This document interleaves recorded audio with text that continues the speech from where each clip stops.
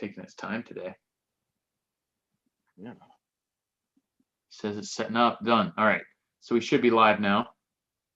Okay. I'm gonna pop out my chat. See how. Wait for a few. Ooh, we got a like before anyone's even here. That's awesome.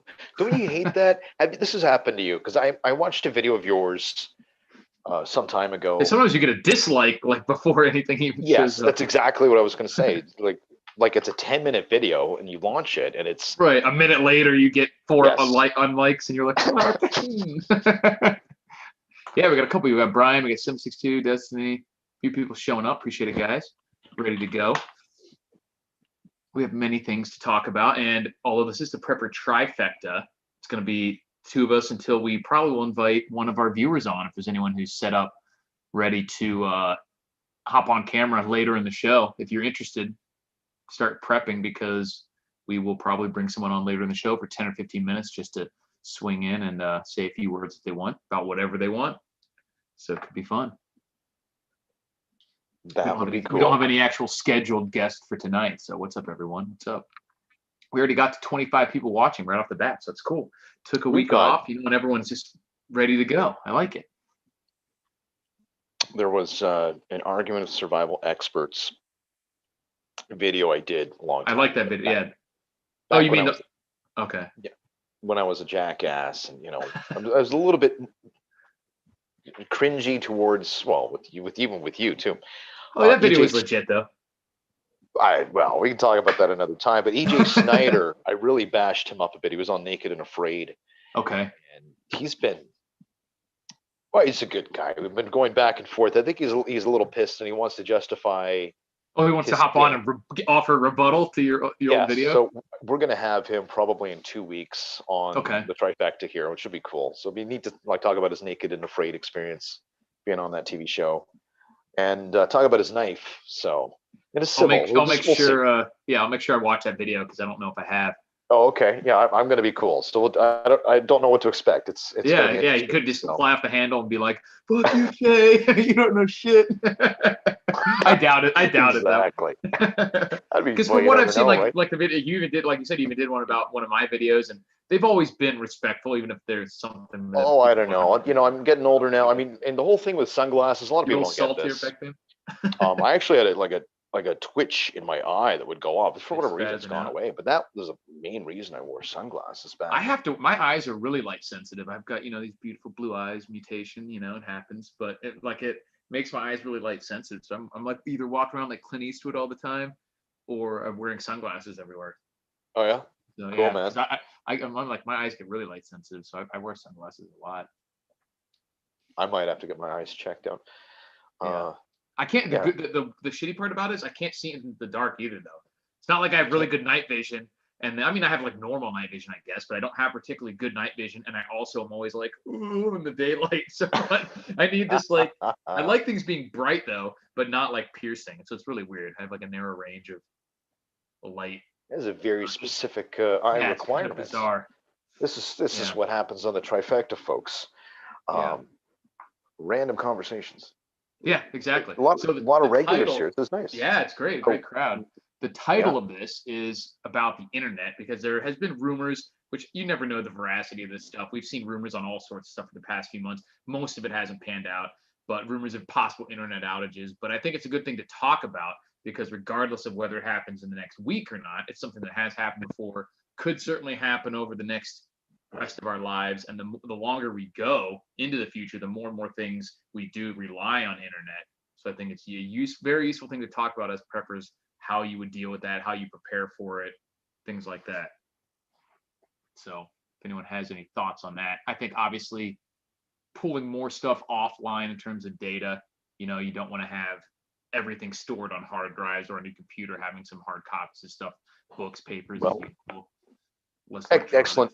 Excellent topic idea. I mean, we don't really have a lot of formality coming into this. So you brought it up tonight, just before the show, and I'm still sort of not really participating in any sort of mainstream news, and plus I'm in this little bubble up here in Canada. So maybe you can elaborate a little bit, Eric, with respect to what are you hearing with respect to outages or potential outages with Yeah, the so internet. most of it's related to, like Brian just mentioned here too, about how there's a whole incident with storming the Capitol, and how after that they're kind of using that as an excuse, a lot of these big tech companies, to just really, really strictly crack down on anyone their excuse is that Trump initiate or incited violence, which is absurd. And then so pretty much he's been completely banned from almost every major social media and internet website you can think of, including Spotify.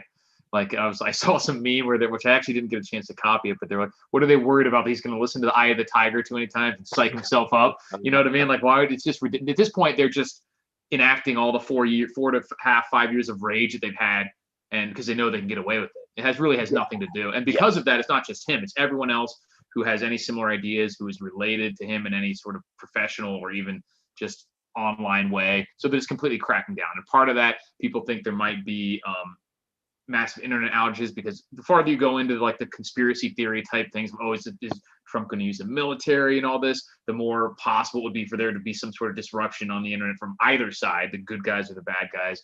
So there's all sorts of reasons why it could or might happen.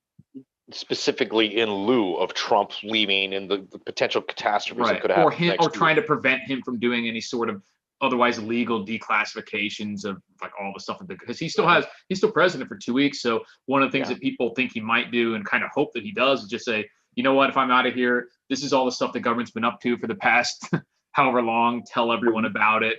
You know what I mean? Which he's allowed to do as president. He has pretty much carte blanche to make a lot of that stuff declassified if he wants to. You brought this up a couple months ago. You like on Trifecta too. You said, well, he could just say fuck it and just here's the information about aliens and all about what the CIA's been doing and with all the foreign countries and everything else. So I think he should. It's pardoning everyone. I think he should just go ham. But who's to say that he will? Cool. But like I said, and they could do this as try to stop that sort of thing. So, right, where he has special powers now, and even if he were to grab the information, put on a flash drive, if he were to release that information a month from now, there could be potentially criminal charges because he's a citizen as opposed to. But if he declassified it first as president, then that would be a different story. But so there's all sorts of stuff that could happen. I don't know if that.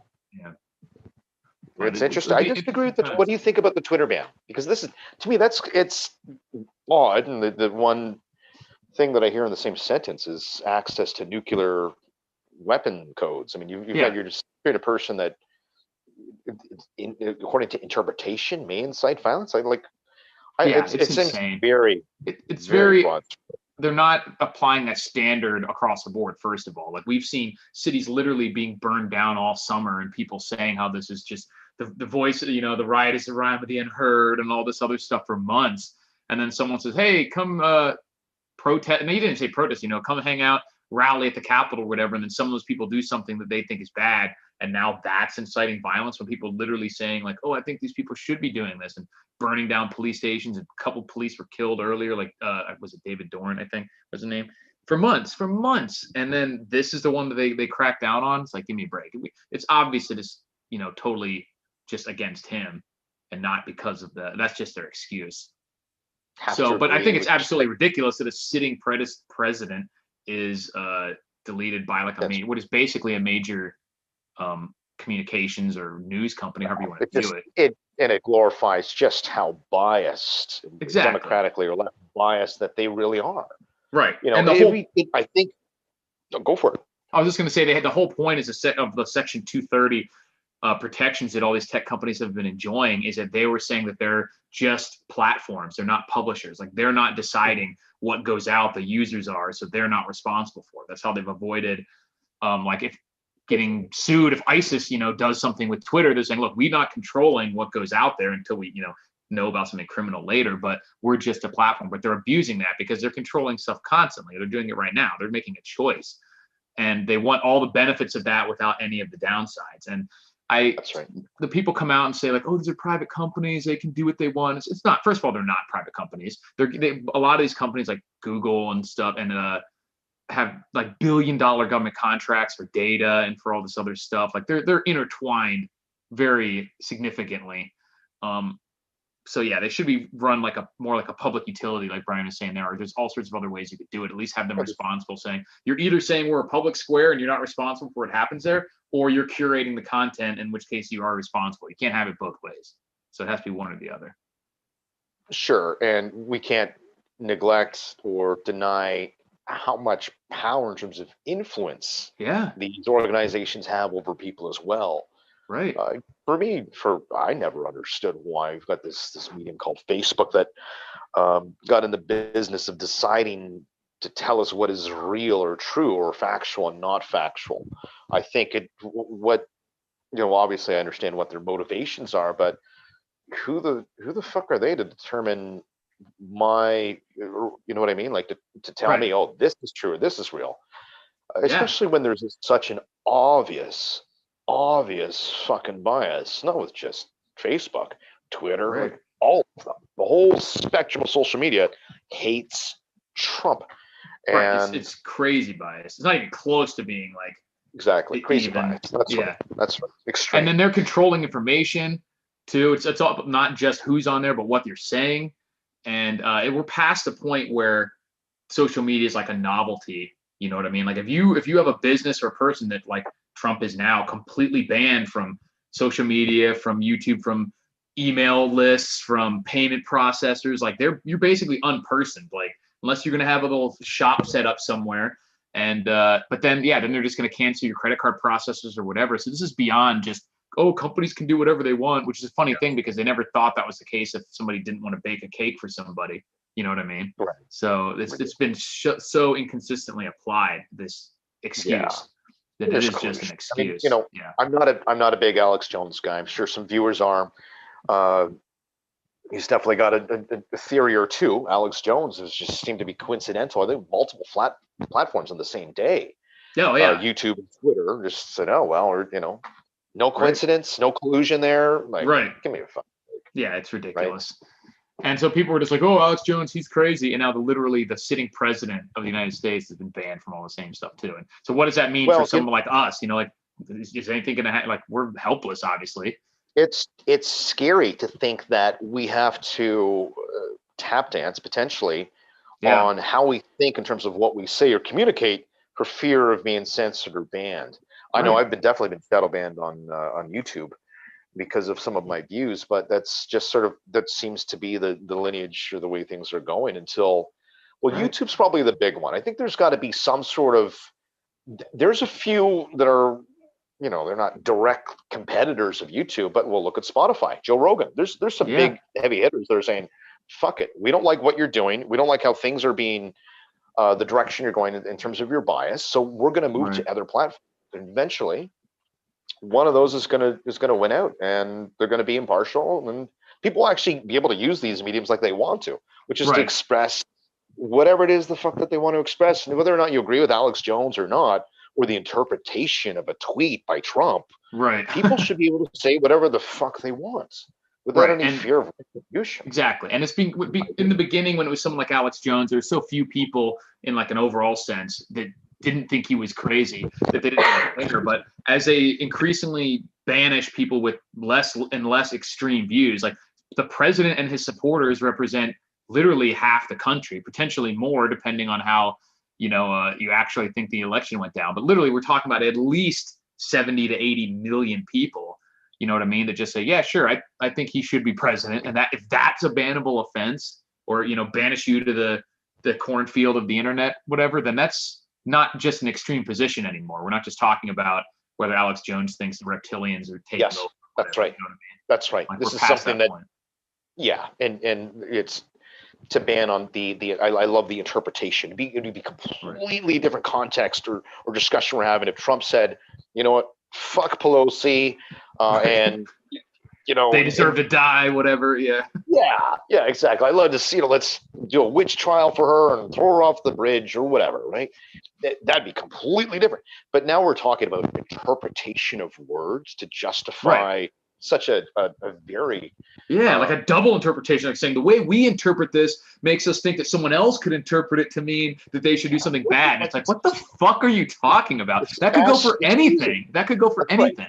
That's right. You don't think the people You out there saying punch Nazis or it's okay to kill baby Hitler could be interpreted to mean that you should kill somebody? You know what I mean? Like, my hair is black and I like right. dark cars, and that means, oh, well, you want to beat up a certain demographic of people or whatever. Right, with our beautiful blue eyes and all.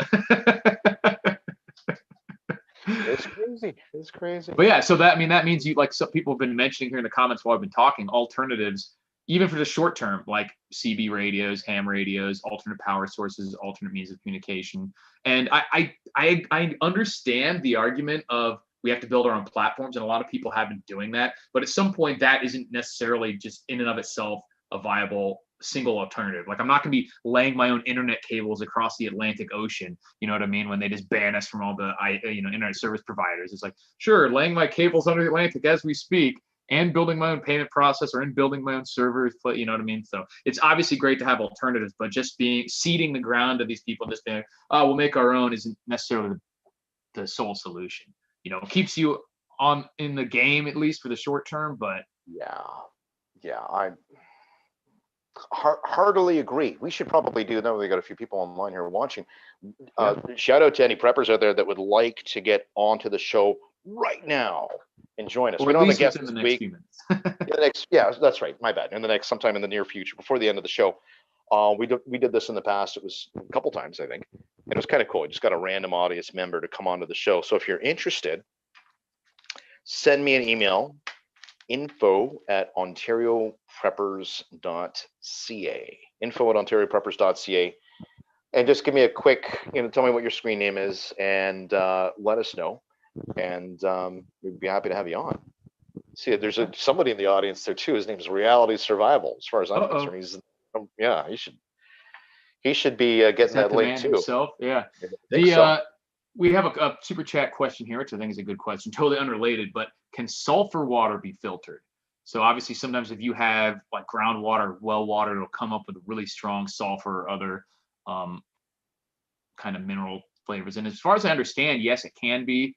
And I also think as long as it's minor, it's not necessarily dangerous. Is that right? Don't quote me on that.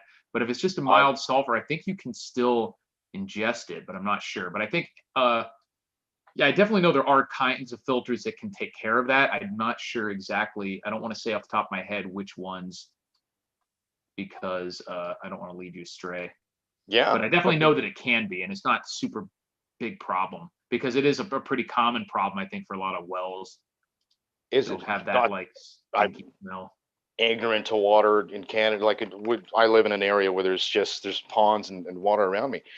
And it's protozoa, it's bacteria, it's viruses, and it's the basics in the bushcraft. It's filtration, purification. So filtration is your hardwood ash in a tripod system, pouring it through and then boiling it. And I don't see how or why that can't filter out 99.9% of everything, including viruses. Right.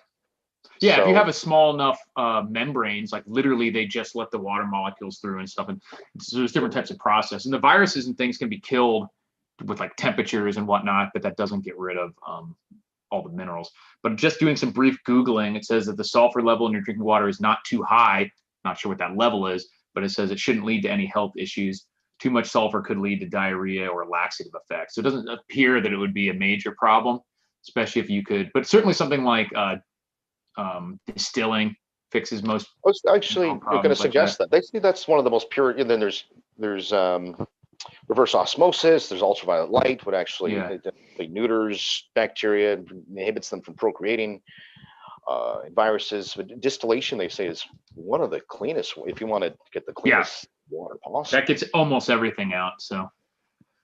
Yeah. But yeah, so if it has if it's something that you smell too, it usually means that it's off-gassing off the water. So either pouring it back and forth or just letting it sit out for a while will sometimes take care of a big portion of that. But it doesn't appear that the water would be dangerous for them unless it had really high levels to where it was upsetting your stomach. But just for palatability, I would probably try to find a filter that would handle it without getting messed up. Filters. I don't know if this would filter out sulfur specifically. There's one called the Life Straw, which is pretty cool, and it's basically a straw that filters out. Well, it goes down to, I want to say 0.002 micron, which takes care of the whole spectrum, everything. So viruses, bacteria, protozoa, fungus, and You know what? I'll have to get back to you next week. I'll have to do the sulfur and water. How you'd We'll filter look that into out. it. Someone mentioned Um, filtering through wood ashes, and Lady T Survival said that would cause lye, which is a good point. You want to, if you're going to filter through wood charcoal, that's one thing. But if you're using like a Yep. white Yeah, ash, right. My bad. Should have been charcoal. yeah, Ash would create lye. That's right, and that's a highly alkaline solution. And I should have said charcoal. And the reason with charcoal is it's very porous and it's going to grab a lot of the crap. And exactly. lye, well, lye is good for all sorts of stuff in survival situations, even as a useful for biodiesel fuel. You can make explosives like in Fight Club. If one was inclined, yeah. And the way to test it, from what I recall, is if an egg floats in lye water, something to do with an egg. I'm off like my a game tonight. raw egg. Yeah, raw egg. You put it in a lye solution, the water that's been filtered over and over and over, hardwood. And if it floats, or if there's something to do with it, I'll have to. Yeah, I'm off my game tonight. I'll have to get back to you next week. But something to do with the egg to know that it is more or less a lye solution, and it burns too. You don't want to get this stuff on you. Yeah, don't dip. Don't wash your hands with it. Yeah, JJ points out that a water softener will remove sulfur as well, which is good. Yeah, and certainly something like a reverse osmosis or really high-end filters like that will usually get rid of pretty much everything. We got Tom A with the They Live reference. He says, rumor has it there's magical glasses that expose reptilians to you when you put them on. If you haven't seen that movie, it's pretty fantastic. What's the movie called? They Live. It's an old John Carpenter movie about basically like this whole thing, like the world's actually run by these weird aliens that you can see when you have these special glasses on. It's pretty wild. Oh, was that with Roddy Piper? Yeah, Roddy Piper, exactly. Yeah. I seen that. I did watch that. Yeah, and they had a Gillette meme with that, right? So they had like the billboard said, "Hey." Like, and then when you look at the glasses, it just has like the cut off your dicks. Yeah. Yeah. It was like Gillette. Yeah. Yeah, I remember that. And there was a great fight scene with that. It was an African gentleman and Rodney, and he was Keith David and Roddy Piper. Yeah, it lasted like 7 minutes. Yeah, it was this eccentric, over the top, like real fight scene. Not this bullshit you see so choreographed on TV. And he's trying to convince this guy to wear these. He's like, put them on. He's like, put on the glasses. You're gonna eat that trash can. And they actually, South Park copied that fight almost like frame for frame between the two like crippled kids, like Timmy and Jimmy. They had a fight in the show, and it was literally an exact remake of that fight from They Live. Wow. From which show was that from? The South Park. South Park. This kid that has like the crutches and then one in the wheelchair, and they fought. And that they copied that fight exactly. Where you're like, that's hilarious. And all this stuff. Good movie. Caller Mark Olson. Hello, Mark. Nice to see you on the comment section here again. Colorado Biker says he is okay to be a guest. Absolutely, love to have him back. Right. Want to come back? Yeah, and he had some good info about the sulfur too, about what temperature it sublimates at and whatnot. We'll talk about it. Yeah, and I've got a bit of a quiz for at the end of the show. I'm not doing memes anymore because I'm not on Facebook, but I've got it like, Eric, I'm going to need your professional opinion I'll give you my thoughts. A series of photos. So what do you think about this whole, the storming of the... Like I said, I think that, like I've mentioned with most of these protests and rallies, that I think it's a dangerous kind of half measure most of the time. You're still putting yourself at risk for ending up in jail for 10 years or something, especially when it's a government building like that, without really accomplishing much of anything. So I definitely don't think that it's like more like if you're gonna go do a rally, a protest right in front of Congress and the city's or nation's capitals where you would want to do it, not burning down private businesses and things like that. But I'm still question like what exactly you would be accomplishing there. So I definitely don't think it's like wrong. I don't think that people are stupid or domestic terrorists or whatever. But I do think that it's probably not smart as an individual. Well, you know what I mean? They could have been smarter. Right. I mean, very, very good. I would have been tempted to put my feet up on Nancy Pelosi's desk. But it's hilarious. It's awesome. I think it would have been better if they just took a photo of somebody like with their ass cheeks right not their face. No face. Do asses have like individual prints like thumbs? Could you get like take an ass print off the desk and then when you go to jail they take they take an ass print just they take an ass photo. They call it the Pelosi photo. Yeah. Because of so I think to me it's kind of like you could make an argument if there's like a bear in the forest, why you should like trap the bear, shoot the bear, or ignore the bear. But running in there and slapping the bear is probably not the best solution, regardless of whether you think it's morally justifiable or not. You know what I mean? Yeah. Like they always say, you should never give your opponent a minor injury. You should ignore them completely or give them one that they can't recover from. Which I'm not suggesting anyone do anything. I'm just saying from a just from a logical standpoint. Yeah, I know. I mean, almost like we got to talk cryptic in a cryptic manner in the future. Colorado Biker, if you want to send me an email, info at Ontario Preppers. We'll get you on for a little bit. Is there anything you wanted to go into more, Eric? No, unless we had any more questions. I haven't been keeping. Let's talk about what would you back up. I mean, we're talking about if the internet went down. Yeah. Let's even above and beyond Trump or anything happening politically, as say EMP or whatnot. Yeah, I think the personal data is one consideration, and I'm not talking. First of all, I'm going to look at this from the perspective of a temporary outage, not like a massive EMP that there's no coming back from, but something like people are talking about, where the internet's down, maybe days, maybe weeks, but it's not like the end of civilization type thing. So you want to make sure you have backups of all important information that you would need, locations, any personal prescription meds that you need, dosages, anything like that you just information that you would use or need on a daily basis. Beyond that, thinking about all the other things that run off internet, like someone mentioned earlier in the chat, ATMs. If internet's down, you're not going to be getting gas at a gas station with your credit cards. No ATMs are going to work. So certainly having cash and backup gasoline and food and all the normal stuff we always talk about would be useful. Even stuff like phones, a lot of times now we don't have landlines. So your phone probably isn't going to work without the internet, because who knows how much of the cell towers and all that stuff are run off different aspects of the internet, power plants, all that stuff could have disruptions if the internet like legit goes down. And it's not just like Google blocking DNS access or something, but they're like legitimately all the ISP level stuff is down. Like that would be a big deal. Like hospitals would have disruptions, power plants would have disruptions, payment processing, emergency services, all that stuff uses the internet to some extent. So we could see disruptions to anything if there's like a legit widespread internet access. So pretty much the same as any other disaster scenario, really. Yeah, certainly agree. I know for me personally, I'm not a big app guy for reasons I'll get into another time, but a lot of people may have survival apps on their phone. They may want to disable the airplane mode in addition to disabling Wi-Fi and just see how the app reacts if it's for any number of survival apps, because it may be internet dependent. The other areas, cache is definitely a big one, having cache on hand. I like to have the photos of ID on the phone for me personally, just because it's a little bit more practical to, if and when to have to actually show your phone as opposed to showing stuff on a laptop. I'm a big into coding, so I've got gigs and gigs and gigs of information. More for like a long term, and it's broken down to categories like electrical engineering, mechanical engineering, and it's more like we'll say Pioneer Village. And for people that are out there and think, oh, I need to get the flash drive and I need to save this information just in case there's a blackout and whatnot for a prolonged period or whatnot, a lot of you don't want to learn about purifying water when you need to purify water. Yeah. Probably the best way to put it, and looking through vids in that respect.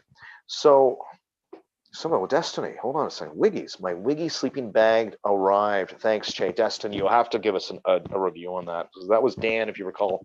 Eric, we were talking about that.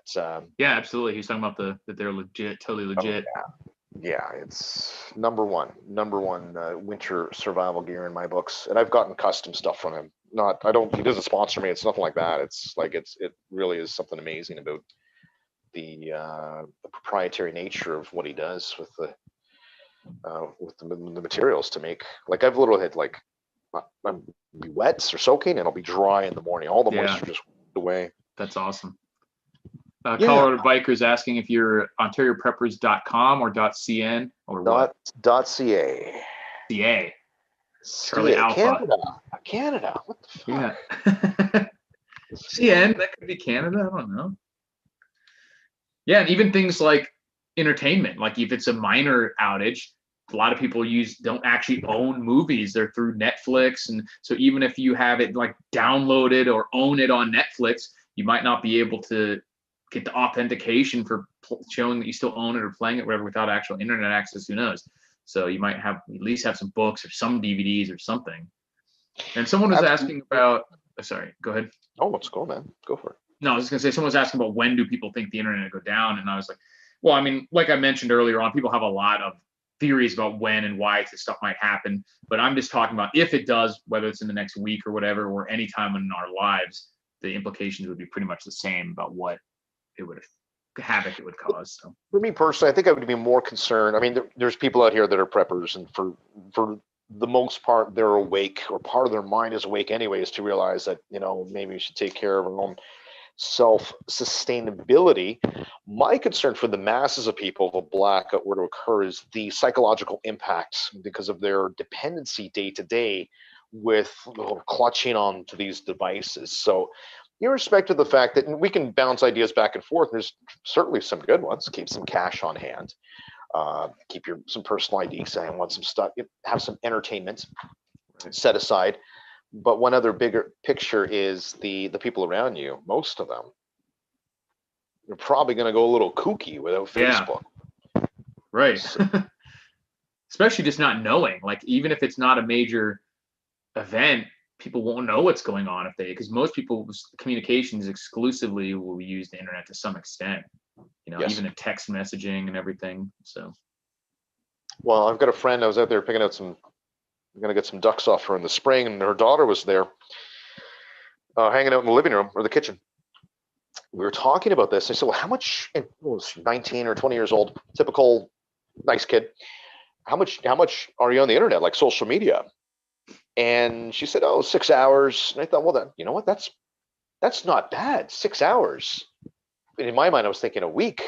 Right. But it was a day. And I thought, well, that's, you know, social media and internet in general has really become the new TV. This is nice. We have some, you know, I've got an intellectual discussion every week with yourself and guests that we have, and it's interactivity here.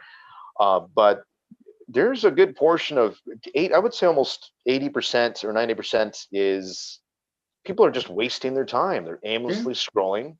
Same as TV, like you said, passive entertainment, dopamine, you know, shot. Yeah. Speaking of which, BRG mentions that Facebook he'll be fine without, but Tinder is going to give him trouble if he loses that. He needs Tinder. Oh, really? All right. Yeah. Well, yeah, I guess we all do, don't we? Hey, I never got to use Tinder. I've been with my girlfriend so long, it's literally before it was invented. I missed out. I'm not on Tinder. That's just too fucking weird for me. You look at a photo and then, you know, you meet in a parking lot and you take your dick out, and this is wait, what? Maybe that's what you've been doing wrong. You don't do it right in the parking lot. You at least wait till you get back and turn on Netflix. You gotta buy her a coffee before you whip it out. Yeah, exactly. Is that how it works? Not just like, hey, I'm Trey, zip. Not for me. Not the type of girl I ever want to meet too. I mean, seriously. I mean, like, what you got that in your resume? Like, oh yeah, you know, I had a few Tinder dates. There's no girl out there. No girl. If she went on one Tinder date, I was like, yeah, I just met this guy in the parking lot, and then, you know, Eric's advice was, oh, we go in the alley, and I pulled down my pants and we bang. Like, it's just it would never. I could, you know, pursue a long-term relationship. Yeah. With a girl like that. That's funny. So there's a Tinder wall that you got to break through the chain vortex. For me personally. Some guys out there, they probably don't care. Probably. Yeah, Colorado Breaker said he sent you the email. So he's waiting for a reply. Is it under the name? Well, I won't say any names here. Okay, so I did get one email. Are you ready, Eric? Yeah, sure. Just keep in mind for anyone that, I think he's been on before, but what it shows on there, if you have to set your display That's name. Right. So if you set your name, you don't want to, you don't want to put your social insurance number in there. Right. Someone else that mentioned, he said, I don't drink or smoke cigarettes. Would you stock them? Alcohol, yes. Cigarettes, no. I think that there's enough alternate purposes for alcohol, especially like vodka and things like that it's worth stocking. You can use a fire starter, cleaning agent, disinfectant. But cigarettes simply for trading, I would spend my money on stuff that I think you could trade with it. But if you're going to spend money, unless you have everything else squared away, you might as well buy something that you can use for yourself and trade. I think is my stance. One inherent issue, which I agree with, is the fact that they go stale. Right. Conversely, that you could vacuum seal them and freeze them to suspend how long that takes. But I would go on the other. I bought tobacco seeds. I don't smoke. With the thought or mindset that, okay, maybe down the road, year 2 or 3 of a big mega pandemic, wouldn't it be cool to grow tobacco? Yeah. Because as a former smoker, I used to smoke. The addiction is fierce, and people, without a cigarette, just imagine how cool it would be to say, okay, well, I've got coffee and cigarettes, right, to barter or give to you. What what have you got? Yeah, I definitely think it would be good for trade. Just like I said, if you lots of other stuff could be good for trade too, and if there's something that you can also use, that's what I would stock. Well, and even the fact that I don't drink coffee and I don't smoke, it's just a bonus because I'm not going to dig into my own stores for potential bartering items down the road. Alcohol for sure, absolutely. It's just definitely mega benefits as you pointed out, multitude of different benefits. So, ladies and gentlemen, this is flying through. 40 minutes through. This is amazing. Ooh. So we got did you get your email yet from Colorado? Yeah, I sent it. I don't know when a second ago, and I said, "You ready?" And I sent it to him. So maybe check your spam box there. Colorado CB, Colorado Biker. But maybe while he's getting on, I'll show you. Do you want to see this? Do you have any memes? I have like 3. I've been having people send me, and I'm behind. That's normal. But I haven't had a chance to download. I've had a couple people. Tim again has been sending the regular me like 40 that you usually have. Yeah, well, I found a lot on Twitter, but I'm always looking at Twitter on my phone, so I don't save them the same. So I didn't transfer them over to my desktop because there are a lot of good ones about the meeting people in the gulag and stuff like that. And they're like, hey. Yeah, so if we end up in the thought crime gulags, make sure you guys look me up. I would love to see, and I actually want to get we've gone through a lot of memes here. There's one in particular I want you to send me because it's fucking hilarious. You should put it back up to show JJ actually. Yes, the Trump one with the fingers. Oh yeah, I just got rid of that one. I think I don't think I have it anymore. I Googled it. I don't know how you try and find memes like that. I think it was the one that they sent to me, so it's probably still in my email. I think Tim sent it to me, so okay. I'll send that one to you guys. It was on last week's, I think, or not last week's, the last one we did. Yeah, t-shirt material. Here we go. It looks like we got CVPs hooking up right now. So he should be on momentarily. Yeah, go Gators. We got stomped by Oklahoma though in the bowl game, but we were down like 10 starters, so it is what it is. Yeah, and you certainly can distill your own alcohol, Destiny. It's definitely a useful skill to have in your back pocket. If you don't have the location, the gear, or whatever, straight up cheap vodka or whiskey is pretty cheap, so it doesn't hurt to store a few jugs of it just in case. Yeah, I'm sure we'll all lose weight in the gulag. What's up, Colorado Biker Prepper? Welcome back. Thank you. How's it going, guys? Good to see you again. Likewise, going well. So do you have any topics you want to cover? We could go with some more audience questions. Well, the one I actually wanted to talk about the sulfur in the water. Oh yeah, good point. Yeah, because I studied a lot of organic chemistry back in university. So it depends on what it is. If it's just regular free elemental sodium, that's easy to get rid of. That's mechanical filtration. You really don't have to do anything other than distillation or even activated charcoal. That should get rid of it. However, if it is ionically bonded with the hydrogen molecule, then you're going to have to go at least with distillation or an even more complex method, which is electrolysis, where you have an anode, a cathode, and an electric source to break it into hydrogen and oxygen, and then recombine it under pressure.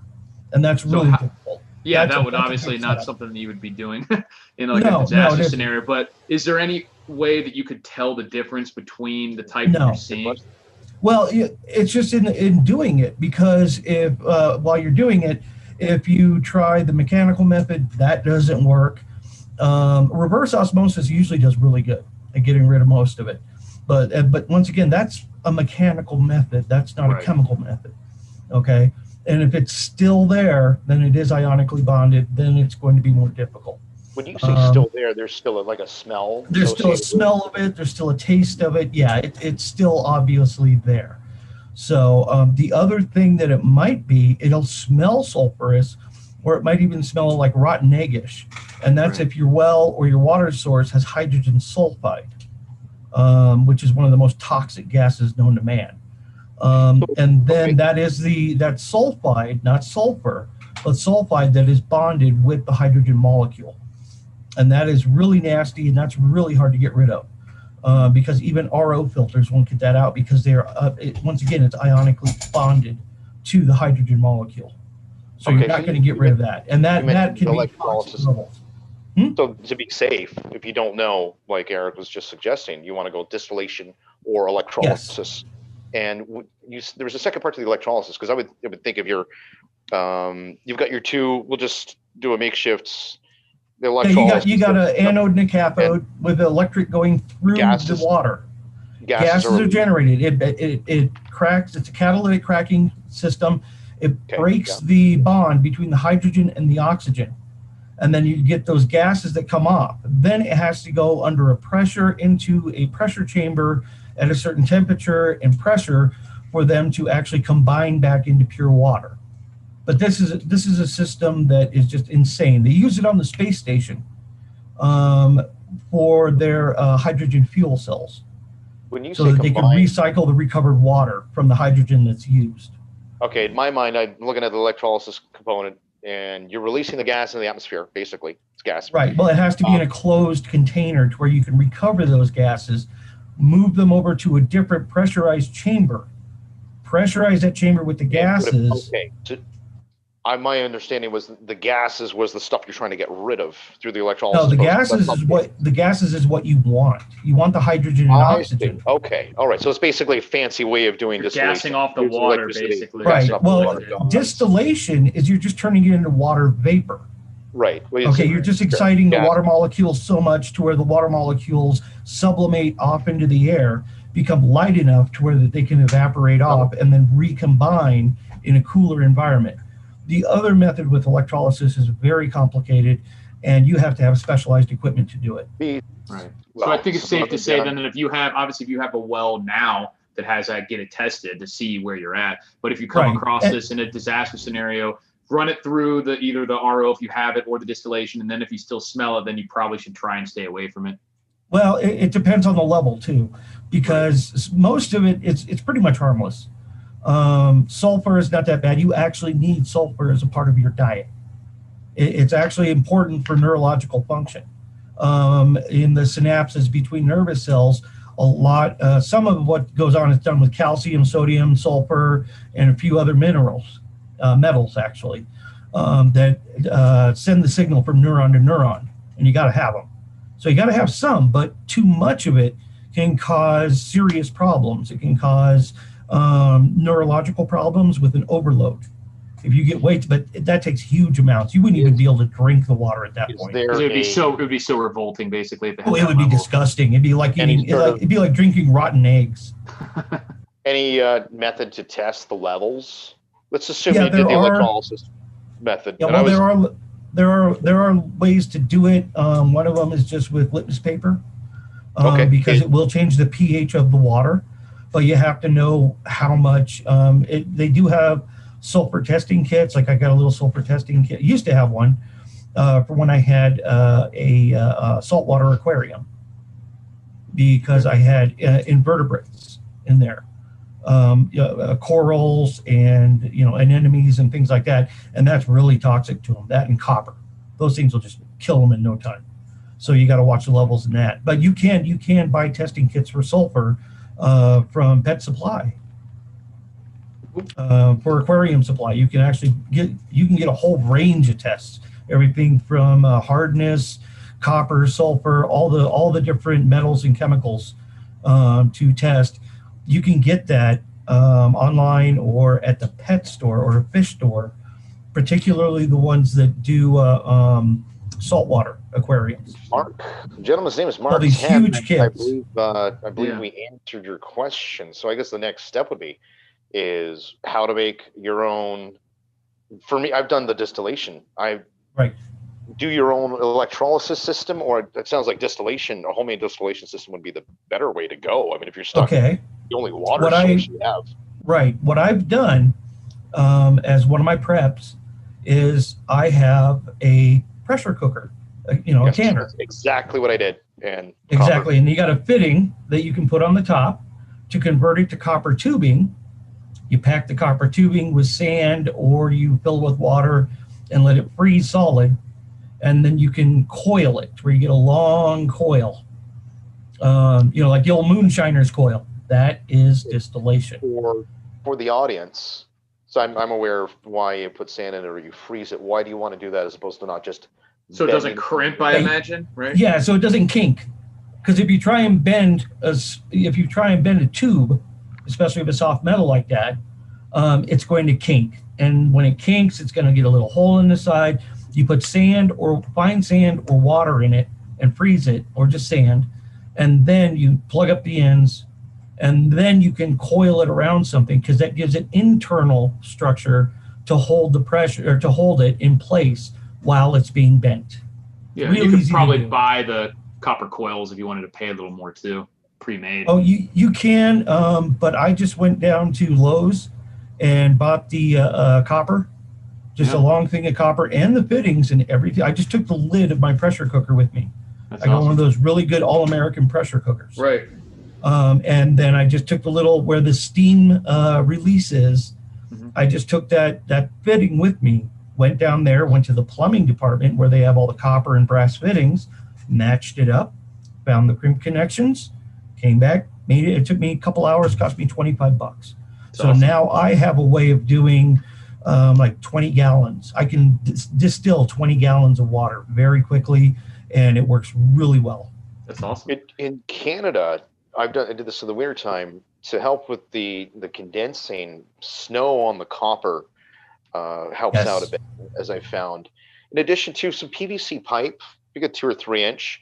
If you're careful, you don't necessarily need to freeze the copper with water, or put sand in it to bend it. You can wrap it by hand. I found, yeah, you can. You got to be careful and just take your time The and do tighter it you slowly. make it, the harder it's going to be, probably. So. And it's fucking expensive. And the smaller the tubing that you can use, the better. Quarter inch, 3/8 is, half inch is the largest you ever want to go, because that stuff is hard as hell to bend and not kink.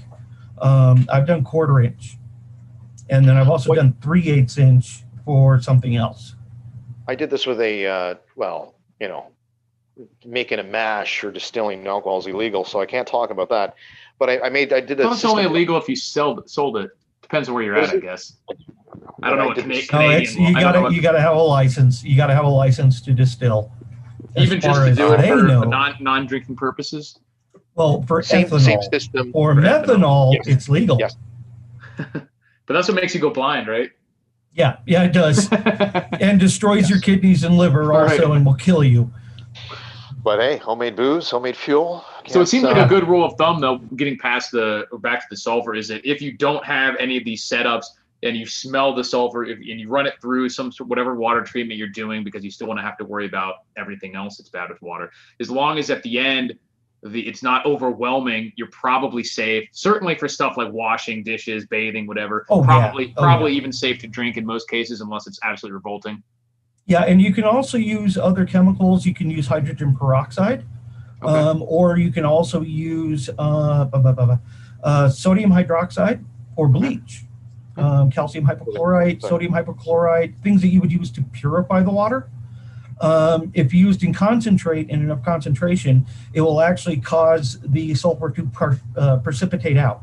But the only problem with that is you get a little yellow layer or yellow powder at the bottom. Yeah, you can barely see it. The only problem with that is you got to use so much of that that it renders it undrinkable until it all sublimates out, which takes a week, 2 weeks. So it'd be like drinking pool water until you wait. Yeah, exactly. Yeah, worse than pool water. So it's just very good to know. Basic chemistry. Awesome.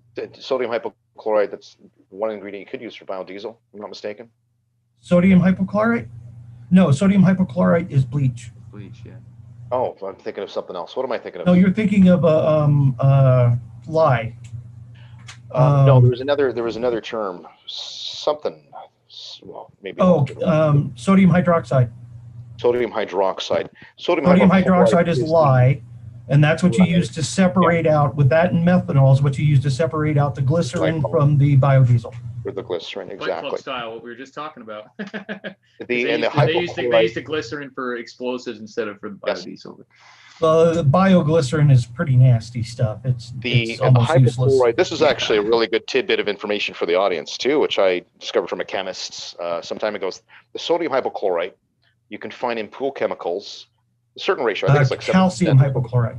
Calcium. Yeah, that's what I have right here. Yep, Calcium it's pool shock. Right. Yeah. If you mix, and you can basically make a solution. Yeah. For bleach. Yep. You can either make a concentrate solution, which then you just put in an eyedropper and put drops in to purify water. Right. Or the general rule is about a skinny eighth of a teaspoon per gallon. So just sometimes you must lessen that, a 16th. Right. Review for the audience. If they were to get sodium hypochlorite, calcium hypochlorite, you've got a powdered solution. Yeah. It's got a longer shelf life. It's shelf stable. There you go. And as opposed to buying a bottle of bleach. Right. Right. So it still has a shelf life, which I've said before, the shelf life is indefinite, which isn't technically true. It does. You probably want to swap it out every 5 years or so. It depends on how it's stored. Calcium hypochlorite is more stable. Sodium hypochlorite is bleach. That's just your normal. Yeah, you get like 6 months, a year out of that, basically. Yeah, that's. But even the granular, I've been told that the granular, even when it's like still tightly packed and still slowly off gas. So in like 20 years, it probably wouldn't be good, but it'll be good, but it loses its molarity. It loses its effectiveness. So you'd have to use higher concentrations to get the same. You just use a higher concentration, right? Good. So you just use more and you get the same effect. But eventually the powder will sublimate or evaporate. Chlorine. The chlorine will evaporate off. Yeah. Chlorine likes to just go away on its own. Right. So the less often you open to go into the atmosphere, the better. Yeah. So I actually have a link that I posted before where I posted the mixing instructions and where I got this, which I'll try to remember to put in the description after this. Cool. Right. Yeah, I think it's super cheap, and you can make it stores easier and smaller than bleach, and for longer. The easiest source for it. I'll go down to Walmart in the springtime, and they'll have 1 pound packages of the brand name is H2H Pool Shock, which is 99 or 98% calcium hypochlorite. Exactly. And it's like $3. Yeah. And you bring it home, you put it in a glass jar, you put you take some thick plastic. I use landscaping plastic. That black stuff that's like, 80 mil thick or 120 mil almost thick. Like a pond liner. Yeah, pond liner. It's same stuff. I put that over the top before I put on the regular metal lid and then the screw and then the ring lid, because what happens is that chlorine is a horrible oxidizer. It will eat through the metal lid in almost no time. Yeah, exactly. Okay. It'll corrode everything. It'll corrode it and it will breach the seal. But when you use that plastic polyvinyl, the polyvinyl is much more resistant to it. And that seals it up. It also seals it from the air, everything else, and stops the evaporation of the chlorine molecules. Awesome. Super useful. Yeah. Definitely stuff. Yeah, over the top. This is a PhD level discussion. We'll have to think of some specific chemistry related questions next time we have you on. I have a degree in photographic science. I made my own photochemistry for color. Awesome. So I dealt with some stuff. One breath would kill you. Yeah, I believe. Not kidding. So anyway, what else? Take questions. Yeah, we have anything. What else do you want to talk about? I found that meme, Jay. Tim emailed it to me again. He's cool. I believe he's 762 on here. He's been sending me some good memes. So if we want to share that one.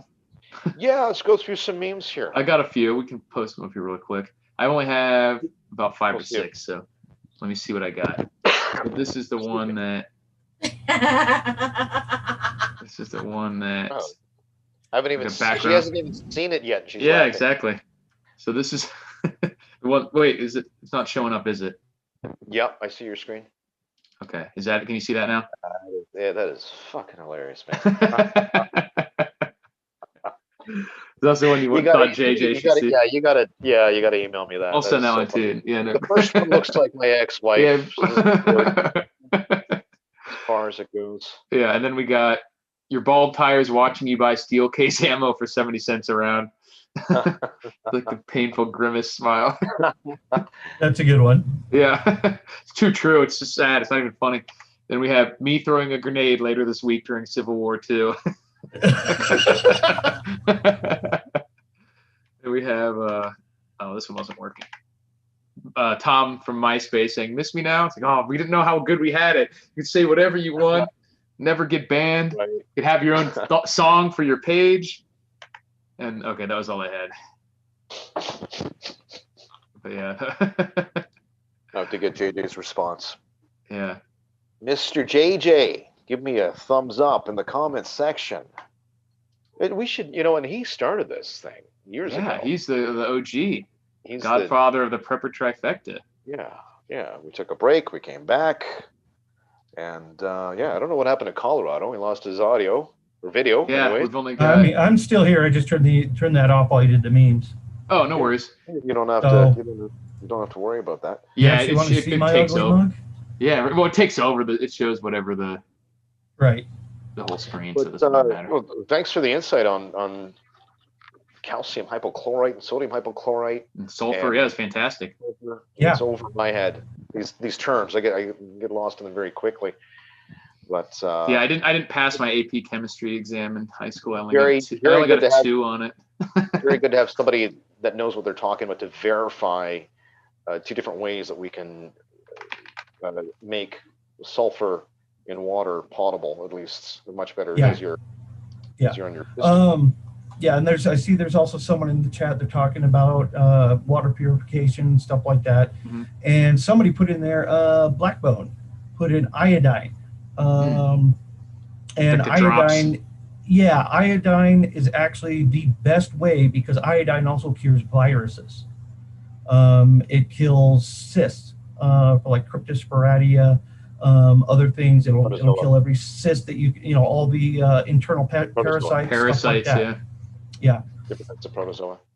Yeah, a protozoa, anything. It just kills everything. But you got to watch your concentration because he's right. It can be deleterious. It can be bad for you really long term, but that's like 20 years of doing it. Okay. And it's good to use because it just kills everything. I used to have this stuff called Polar Pure that I would take with me backpacking. It was just a little bottle. They got shut down. They were a company in California, and it was called Polar Pure, and it came in a little bottle that you took with you, and you just put water in it, and you have to store iodine crystals in water because it sublimates at room temperature. It just turns to like a purplish blue gas. You can actually watch it just evaporate at room Weren't temperature. the military purification tablets based on iodine too? I thought I remember. Somewhere they stopped using them. They stopped using them because they go bad so quick. Okay. Those are the ones that were vacuum sealed in foil. Right, little foil packets, yeah. Right, yeah. Those and they kill everything. Your rice will turn purple using it. Like I've seen that happen before. It does, yeah, it does. Yeah, it really won't hurt you. The only problem with iodine is that over extremely long-term use at high dosages, it does the same thing as colloidal silver. It turns your skin colors blue. Your skin, yeah. It turns your skin blue. It turns your teeth blue. Wow. Yeah, there's disease associated with that. It starts with A. And it also causes hypo or hyperthyroidism because iodine is concentrated in your thyroid and in your endocrine system. Right. So it can wreak havoc with your endocrine system and your lymphatic system. It concentrates in there, and it will it'll cause serious problems, serious hormonal problems. You'll suddenly go diabetic like nobody's business, or but that's in really high doses. For what you're going to use for water purification, it's not really a concern. Yeah, especially because, like you said, you wouldn't be doing it for years. Right. It's great for short-term or medium-term use. A couple years is fine. You can keep using it for a couple of years even, and as long as you do it in low enough dosage. It doesn't take much of the stuff to kill off bacteria, all the nasties in the water. Yeah. So you don't got to worry about that too much. Okay, that's not a huge cool. concern. But that gives you, it's good to have because it gives you time to, if you don't have a water purification system set up, it gives you a way to have good water for long enough that gives you a chance to make some charcoal, get some sand and cook it, Right. and make a charcoal sand filter and boil water and or set up a distillation system, whatever you want to come up with. Yeah. But Well, it's good for short term or for traveling.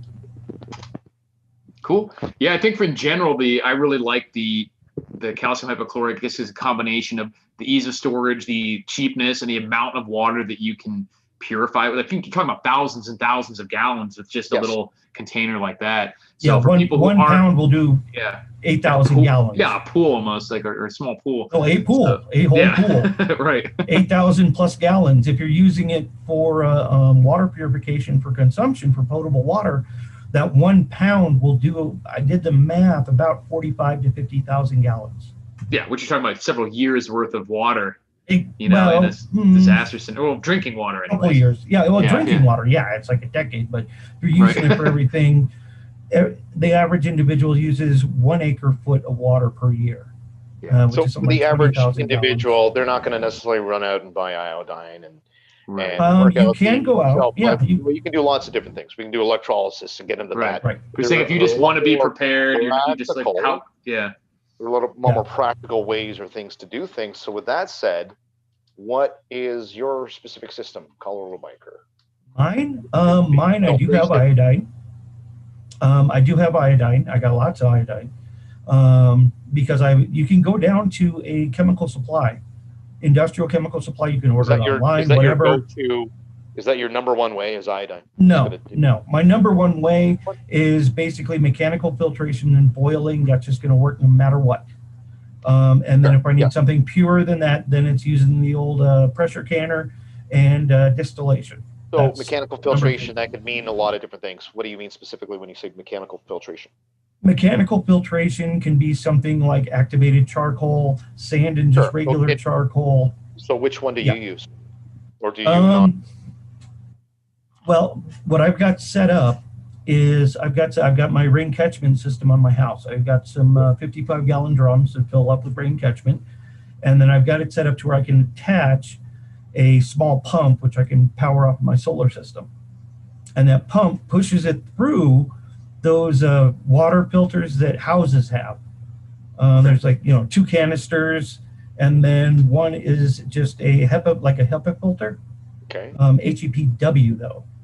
It's not HEPA, that's air, HEPW for water. And it goes through that filter first, and then it goes through the next one. They're like the Culligan ones you see they are the Culligan ones that you see at home improvement stores. So it goes through a mechanical filter, which is just a mesh screens, or this is actually just a fiber stuff. And it goes through that.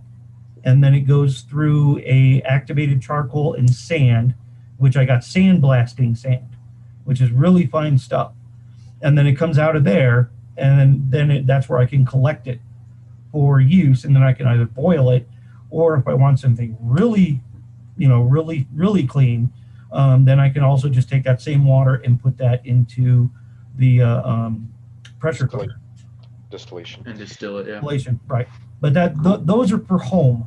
If I have to travel in my bug out bag and get home bag and all that, I've got little small glass containers, with a little lid and everything, with iodine crystals, and they're filled with water. And I have and they're really small. I mean, they're really small, the little vials. They're maybe 1 ounce or half an ounce each. But in the bottom of each, I just have some pure iodine crystals. And that's where if I have to travel. Definitely a topic that we could talk hours on end about. I mean, it's a core necessity of life, as I would call it. I mean, everybody needs water. So it looks like we're at our time limit here. Yeah, went quick. I gotta do one quick thing with Eric first. So it's a bit of a poll. We do have a question before we go. Colorado Biker, you're gonna answer this for us because I think we got to hit the PhD on answering that question. Yeah. Mark Olson asks, what's the difference between charcoal and activated charcoal? Okay. You can make your own charcoal or activated charcoal. Okay, regular charcoal just still has some of the residual resins and non-carbon elements left in it, in the charcoal itself.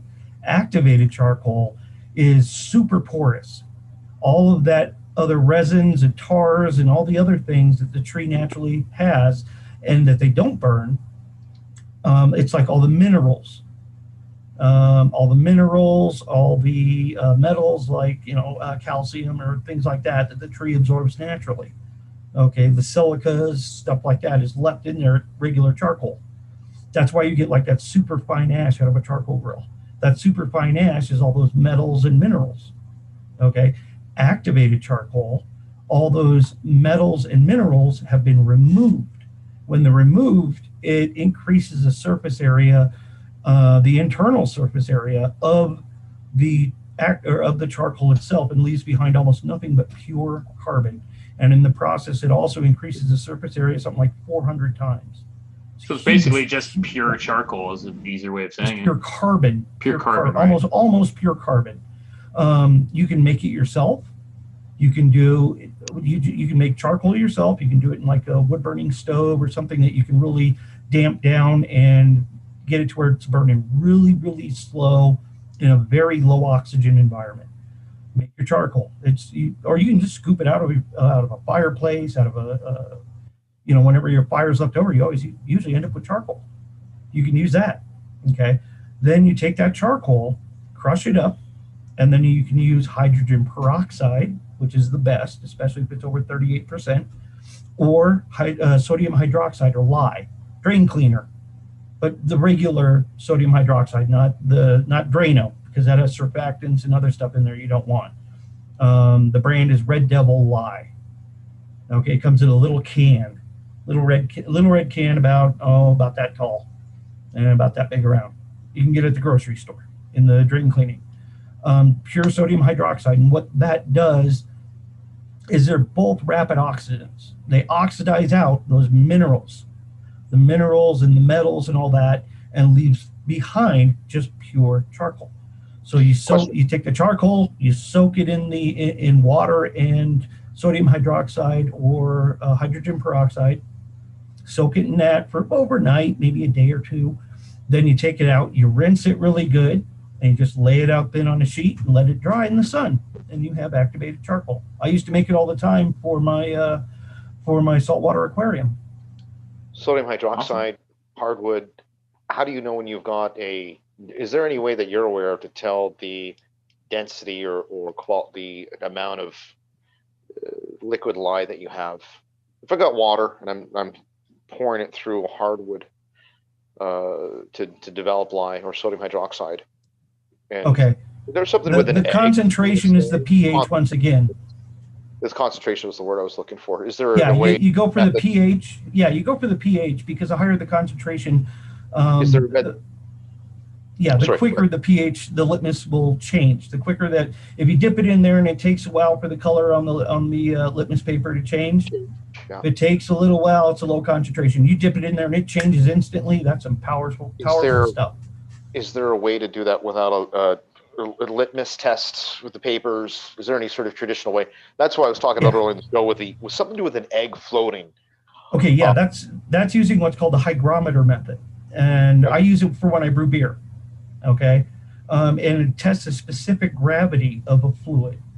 Okay, you have like a test tube, but a beaker, but it's just a thin-walled beaker, or just a thin, narrow, about that big, about a foot tall, maybe less, and a hygrometer. A hygrometer is a specific weight, and it's a sealed glass ampule with some weights in the bottom, and you drop it in the test vial with whatever you're testing, and the level to which it floats, there'll be a marking on the inside, and that will give you a number. Then you can just go to a simple chart that will tell you that you're at this specific gravity, you have this much molarity of this chemical or this whatever it is dissolved in that water. Are you familiar with like a Pioneer Village way of doing it? Yeah, the egg is a good test, but the egg also just does specific gravity. Give So me is one it, second. and just to clarify, is it that the fact that the egg is floating? It'll Or float higher. More of the egg will show up the denser the water is. that Okay. was the part of the equation I was missing earlier in the That's the show. density, right? You're going after the specific density of the fluid. Right. If you drop a hard-boiled egg in there and it sinks to the bottom, you pretty much have water. But if you drop it into like a really, really concentrated saline solution, that egg is going to float up higher. It's going to actually float and float up a little bit. I mean, I've had it to where some chemicals that are so dense that the egg is almost 3/4 to 7/8 Protrude out. above the water level, above Right. the fluid level. Okay. Okay.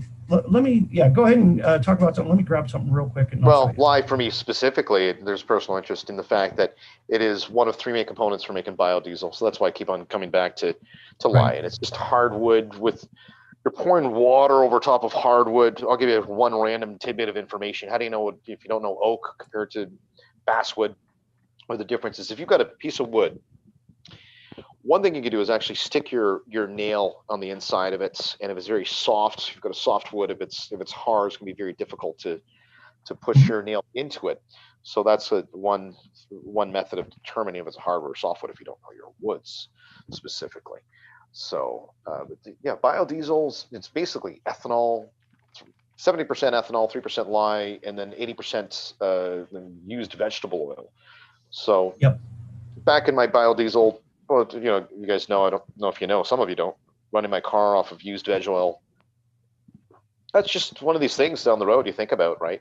And that's why I was asking Colorado Biker. It's cool. We've got these specific things to test concentrations, but more from You're done? Wow.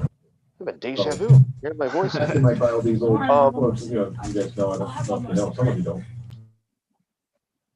I just muted for a second because he's looking for it. Yeah, just the Pioneer Village days. It was nice to hear that makes sense that the egg would actually protrude. Right, that there are just like a kind of not wives' tales, but old school methods of doing stuff like that. Old school, exactly, because, well, I don't have this hydrometer thingamabob he's talking about. I don't think most preppers do, but